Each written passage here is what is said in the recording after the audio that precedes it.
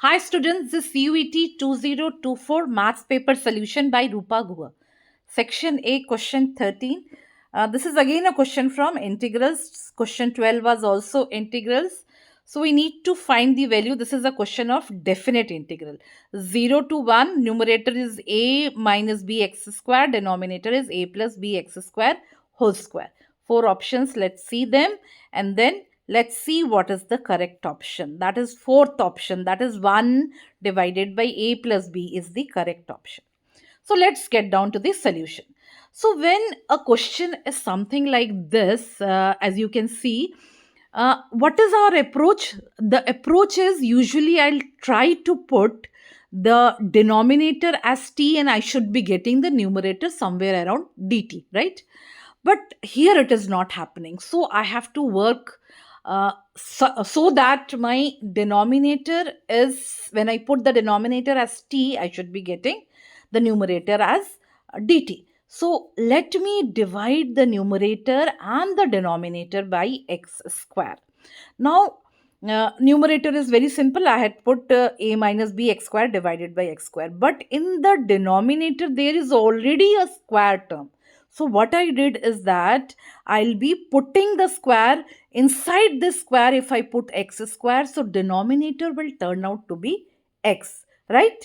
So now when I divide the numerator by x square, it will be a by x square minus b. And if I divide the denominator by x now, because square I have already taken out common, right? So now my denominator will be a by x plus bx. So that becomes a question in which, wherein I could relate that when I take d as the denominator, I'll be getting dt as the numerator. So I have reached that stage, right? So I'll be putting the denominator as t, that is ax plus a by x plus bx equals to t. Now when I differentiate it, I'll be getting minus a by x square plus b dx equals to dt. So what is the wise thing to do? I'll take out the negative sign common. So I finally got the numerator as minus dt, right?